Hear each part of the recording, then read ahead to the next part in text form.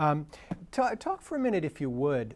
It's a little bit sort of marginal to the main conversation today, but you were a former faculty director at Cornell's prison education program, established to provide courses leading to college degrees for people incarcerated in upstate New York prisons. I know that the impact, I saw some of the recidivism statistics on the website. It certainly seems to have a profound influence. Can you speak a little bit about the impact that program has had on its graduates?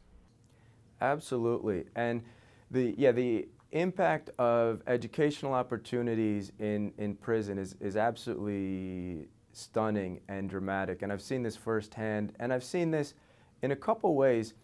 First, on individuals who have been in prison and have been involved in Cornell's prison education program, and then upon release, the positive effects, both the advantages in terms of creating concrete opportunities for employment based on skill set, but also just ready to engage in society, because that transition is very difficult.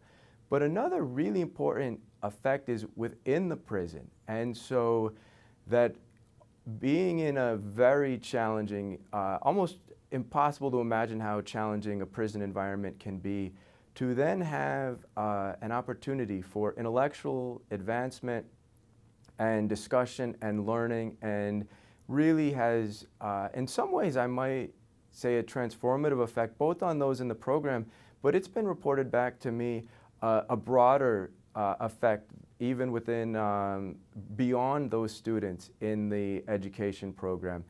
And it's both professors from Cornell and graduate students who go into local prisons and teach these courses, which are college Cornell courses.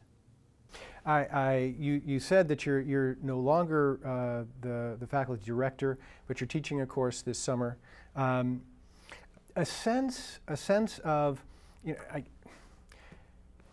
you say, I think, a transformative impact and effect that this program would have, I would imagine, on prisoners, on people who are in prison there.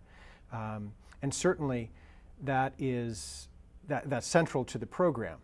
At the end of the day, I suppose the recidivism numbers are the ones that determine whether or not funding continues or if the program is considered a success or not. Would that be accurate? Well, certainly metrics along those lines are important for these programs, and why I think we're seeing more support, even with President Obama saying there's going to be, so Pell Grants had been eliminated at the height of the punitive era in this country, and President Obama has recently started some pilot programs to introduce Pell Grants, which provide some funding for these programs. But there's a couple other factors. So one of the reasons with Cornell's prison education program, we see faculty and graduate students teaching courses repeatedly is it also has a really profound effect on those teaching the courses. And so I would say there's benefits on both sides, both for those teaching in the program and then the inmates who are the students. There's another factor too. So some funding is based on these metrics.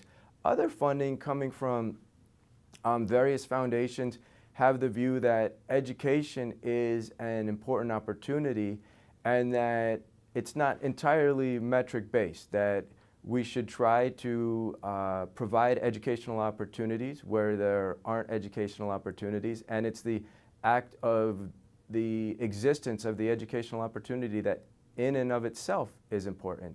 Sure. That said, the metrics, those metrics are phenomenal, right? Absolutely. And so yes.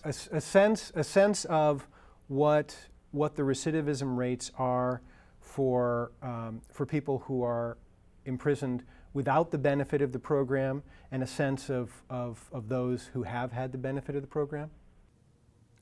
Yeah, and so if we look at education programs in prisons across the country, and again, there aren't as many as we might expect, especially secondary education programs, because the Pell Grants had been eliminated, but it's not even comparable. And so the BARD initiative has zero recidivism from their program, compared to, in some areas, the typical rate can be over 60%. And so the differences are absolutely stunning. Yeah, excellent.